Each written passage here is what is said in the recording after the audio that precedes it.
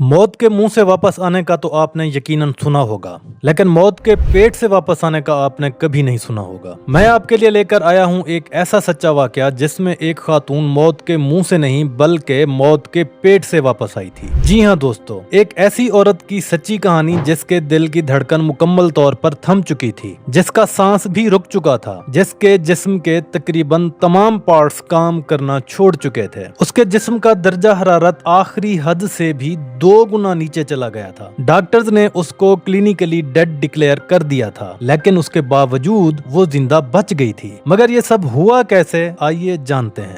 बिस्मिल्लाहिर्रहमानिर्रहीम, अस्सलाम वालेकुम। मैं हूं इरफान जतोई, इरफेक्ट में खुश आमदीद। दोस्तों, ये वाकया है एना बैगनहोल्म का, जो मेडिकल फील्ड से मुंसलिक एक रेडियोलॉजिस्ट हैं और स्वीडन में रहती हैं। 1999 में उस वक्त ये हादसा पेश आया जब उनकी उम्र महज 29 साल थी। हुआ यूं कि एना बैगनहोल्म अपने कुछ कुलीग्स के हमरा नॉर्वे की बर्फपोश पहाड़ियों में मौजूद थीं। वो और उसके दोस्त यहाँ पर एक रिटायरमेंट पार्टी सेलिब्रेट करने के लिए आए हुए थे। वो सब यहाँ पर खूब इंजॉय कर रहे थे और एना भी इन लम्हात से खूब महजूज हो रही थी। ये सब लोग जिस जगह पर मौजूद थे वहाँ पर एक झील भी मौजूद थी, जिसके पानी की ऊपरी तह शदीद सर्दी के बायस जमकर बर्फ में तब्दील हो चुकी थी और बर्फ की इस ऊपरी तह के नीचे झील का लहू जमा देने वाला ठंडा पानी अब भी मौजूद था। सब कुछ प्लान के मुताबिक खुशगवार चल रहा था। एना इस हादसे से कबल स्कीइंग कर रही थी जब अचानक वो स्कीइंग करने के दौरान पहाड़ से गिरी और उड़ती हुई सीधा उस झील के ऊपर जाके गिरी। उसका सर झील के ऊपर मौजूद बर्फ से टकराया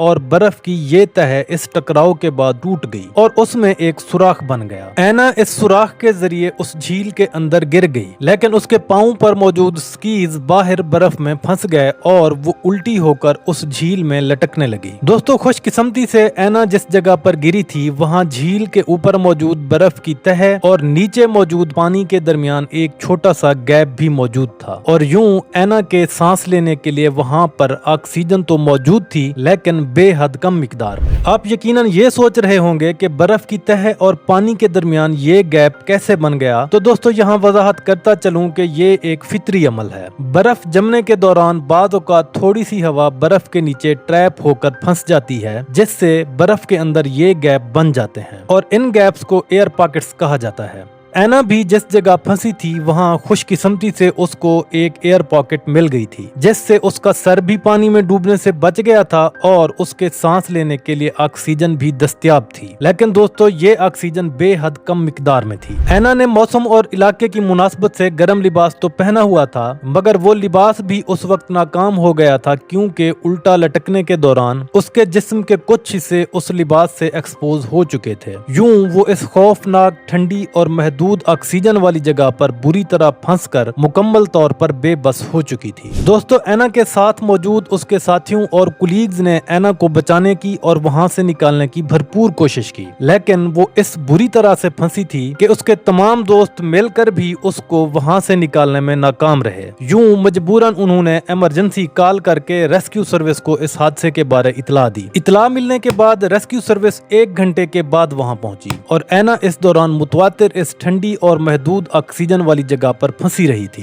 रेस्क्यू सर्विस ने एना को रेस्क्यू करने की कोशिश शुरू कर दी और कुल मिला के 80 मिनट के बाद एना को वहां से निकाल लिया गया। लेकिन दोस्तों, एना ने ये 80 मिनट यहाँ पर गुजारे कैसे, आइए इसको समझ लेते हैं। पहले 20 मिनट के बाद एना का जिस्म मुकम्मल तौर पर साकिन हो गया था और 40 मिनट तक उसके जिस्म में खून की रवानी मुकम्मल तौर पर रुक चुकी थी। 1 घंटे के बाद उसकी धड़कन भी थम गई। मजीद बरआं 1 घंटा गुजर जाने के बाद उसके जिस्म का दर्जा हरारत गिरकर 56.7 डिग्री फ़ारेनहाइट तक चला गया था। दोस्तों, इंसानी जिस्म कम से कम 98.6 डिग्री फ़ारेनहाइट के दर्जा हरारत के साथ सरवाइव कर जाता है और अगर दर्जा हरारत इससे नीचे चला जाए तो इंसान की डेथ हो जाती है। यहाँ मैं आपको दोबारा बताता चलूं कि यहाँ फंसने के बाद एना के जिस्म का दर्जा हरारत गिरकर 56.7 डिग्री फ़ारेनहाइट तक चला गया था और इंसानी जिस्म कम से कम 98.6 डिग्री फ़ारेनहाइट का दर्जा दर्जा हरारत बर्दाश्त कर सकता है। मजीद बरा 1 घंटे के बाद उसके जिस्म ने जमना शुरू कर दिया था। जी हाँ दोस्तों, उसका जिस्म बर्फ में तब्दील होने लगा था और 80 मिनट के बाद रेस्क्यू टीम ने उसको वहाँ से निकाल लिया था और इंतहाई इमरजेंसी में उसको अस्पताल दाखिल करवा दिया गया। लेकिन जब डॉक्टर्स ने एना को चेक किया तो वो क्लिनिकली डेड थी। उसकी आंखों के प्यूपल डायलेट कर चुके थे, उसका जिस्म जम के अकड़ चुका था, उसके दिल की धड़कन थम चुकी थी। मजीद बरा उसकी रगों में मौजूद खून की रवानी भी रुक चुकी थी और सबसे अहम बात ये कि वो सांस भी नहीं ले रही थी। जी हाँ दोस्तों, वो क्लिनिकली मुकम्मल तौर पर डेड थी।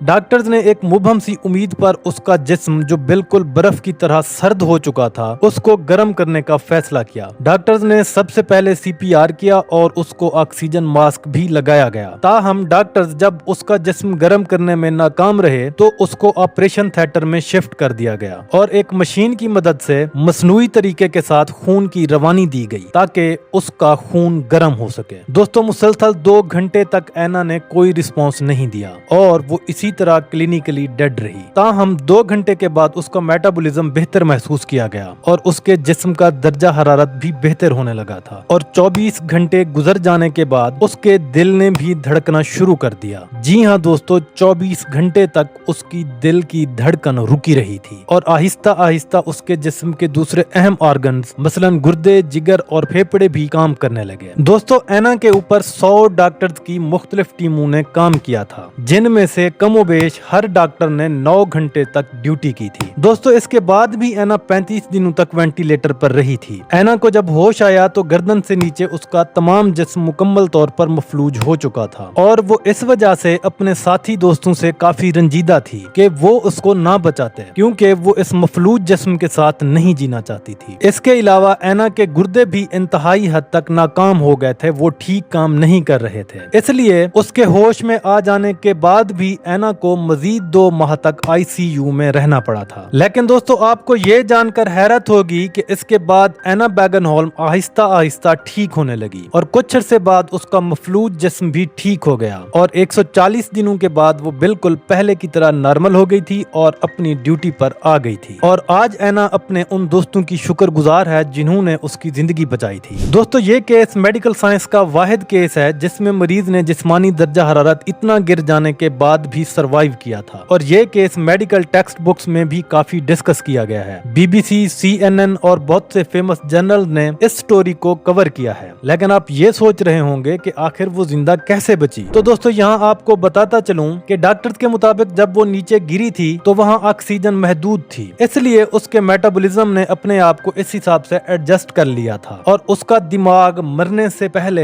यकदम बेहद ठंडा हो गया था और इस तरह वो मुकम्मल तौर पर डेड होने से बच गया और उसके दिमाग ने भी अपने आप को इस तरह से एडजस्ट कर लिया था कि उसको जिंदा रहने के लिए कम ऑक्सीजन भी काफी थी। इसलिए उसके क्लिनिकली डेड होने के बाद भी उसका दिमाग जिंदा रहा और मेटाबॉलिज्म भी जारी रहा था, जिसके बायस वो जिंदा बच जाने में कामयाब हो पाई। शायद ऐसे लोगों के लिए ही लोग कहते हैं कि जिसे अल्लाह रखे उसे कौन चखे। तो दोस्तों, कैसी लगी आज की वीडियो कमेंट्स में जरूर बताइएगा। मिलते हैं इरफेक्ट की किसी नई एपिसोड में, तब तक अल्लाह हाफिज।